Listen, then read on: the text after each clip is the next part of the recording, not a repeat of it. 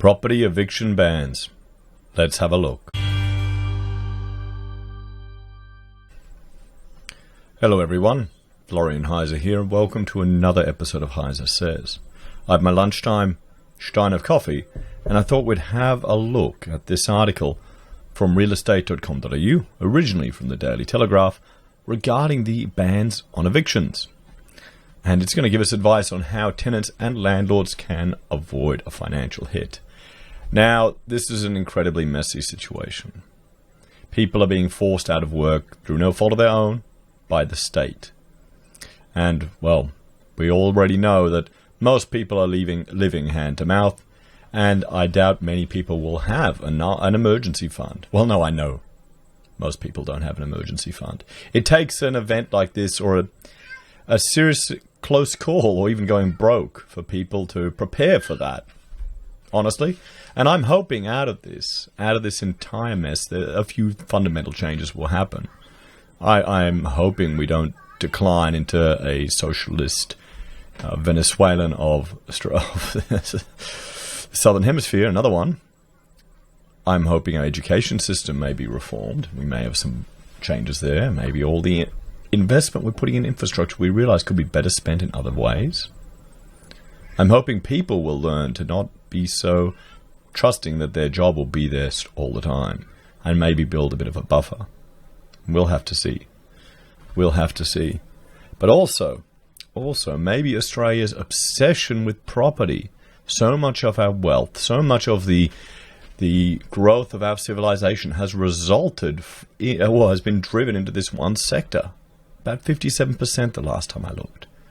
That's including private houses, investment houses, and superannuation investment in property.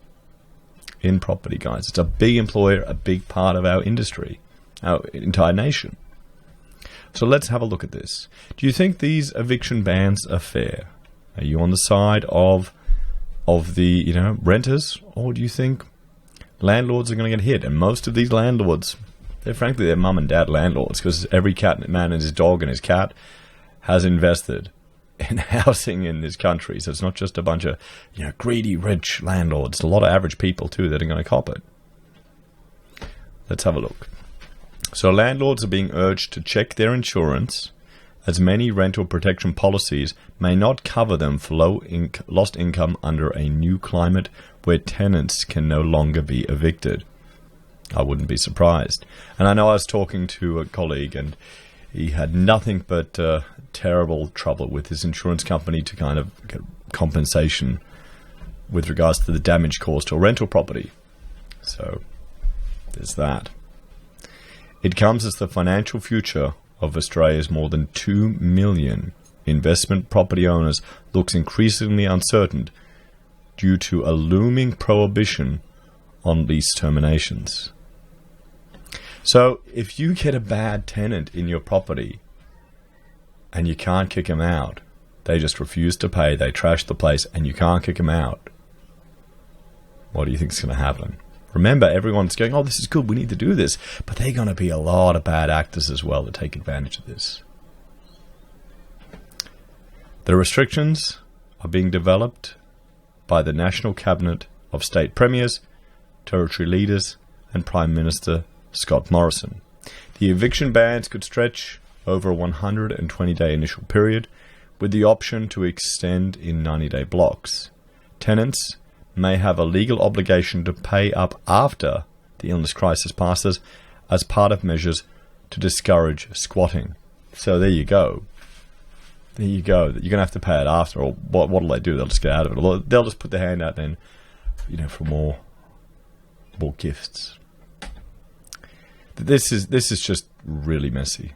This is really, really messy. Housing experts suggest that landlords and tenants would work together to avoid a situation where rents were no longer paid, which would be problematic for both parties. Exactly. That's the smart situation. If you're a landlord, is to reach out to your tenant and cut them a deal.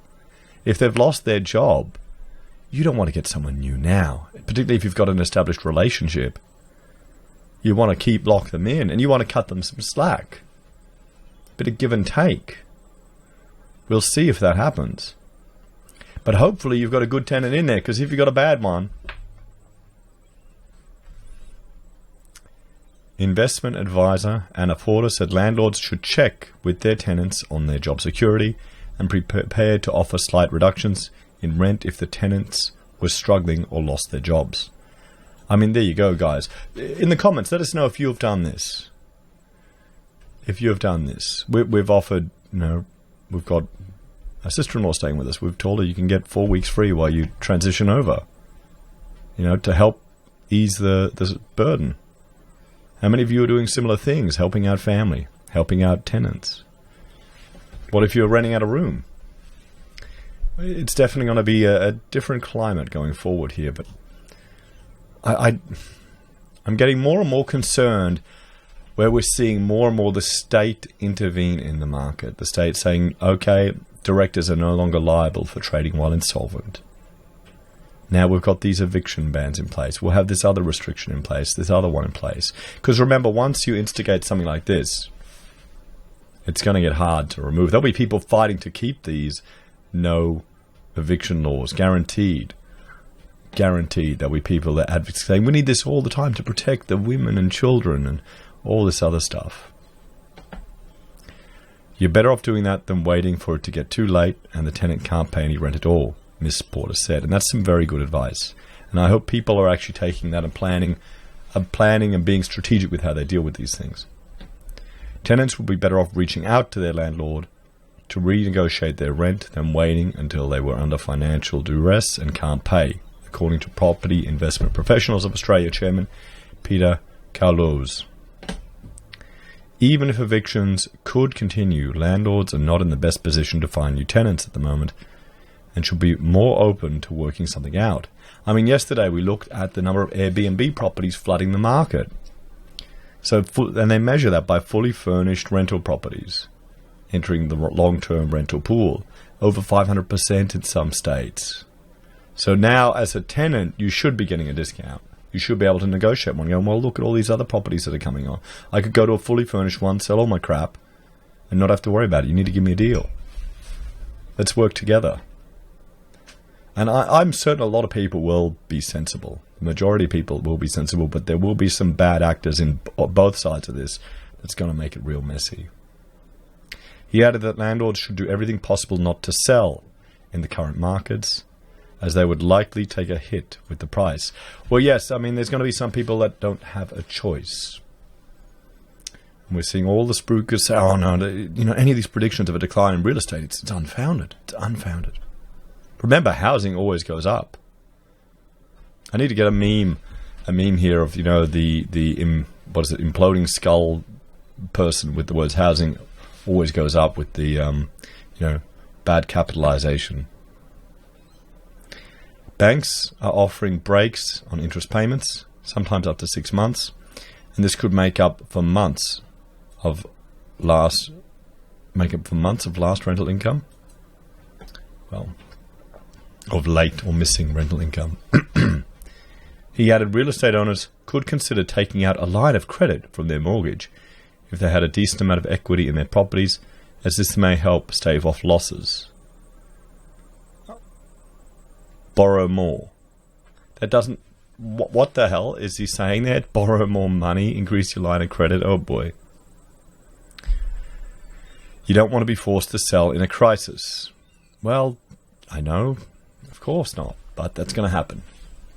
That's going to happen, guys. We're going to see more property coming to the market. It's going to be difficult to shift. It's the liquidity. No one's talking about the liquidity in real estate. It always takes a while to shift real estate normally. How's it going to be now where you can't even have auctions, you can't even have group inspections? Is it all going to be done online?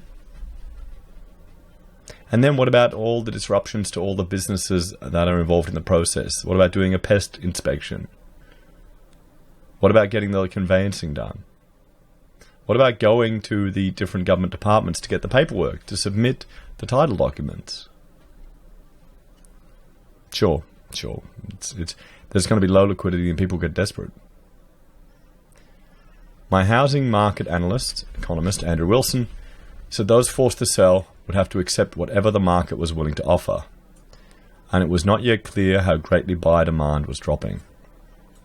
Well, we're going to see. I mean, remember, just a few days ago, we were reading about these unicorn properties were selling for hundreds of thousands of dollars over reserve. How the hell would you feel now? Are you still in that grace period? Can you still pull out, guys? I wonder if people will. I wonder if we'll see articles written about that. How can we find out that if contracts are falling through? Ms. Porter said existing landlords' insurance customers were in the best position to get through the next few months, as they may be able to update their policies to account for recent changes. Landlords wanting to take out new insurance policies in case of lost rental income may struggle to get cover, she said. Tenants and landlords need to remember they both may have lifelines, Ms. Porter said. Landlords and tenants were also advised to keep in mind the current crisis will eventually blow over. We're all going to take a hit from this, she said. It's time for everyone to come together and help each other out. Well, here's the thing, guys. It hasn't really started yet. This is an exponential growth. It's going to grow more and more, and the impact is going to be larger and larger over the next few months, maybe even years. I'm not confident in any of the numbers coming out of China at all. At all. We'll have to see what happens, guys. So, what tenants and landlords can do. Landlords can update their insurance, speak to the bank about getting a mortgage holiday, offer small rental reductions if the tenant's jobless, consider a line of credit, and avoid selling if possible. And tenants, pretty much talk to your landlords. And I would definitely renegotiate your lease terms. Just say, look at all, I'll go to a fully furnished property. Look at all these other things on the market. What do you think, guys? What do you think? Do you think this is going to end well? Or is it just a sign of how desperate everything is getting? Anyway, thanks for watching. Please like, share, and subscribe to the channel. Let me know your comments and opinions below. If you're a fan and you want to help us produce content, there's a few ways you can. You can join the channel on YouTube or on Patreon for a small monthly fee. You can support us using our affiliate links at Amazon or eBay for your consumer purchases. You can also use our referrals to Independent Reserve and Kucoin for the crypto traders out there. And we also have PayPal for direct donations, Gold Pass for gold donations, and Teespring and our HeiseSays website for merchandise. Have a great day, guys, and I'll see you all in the next video. Bye for now.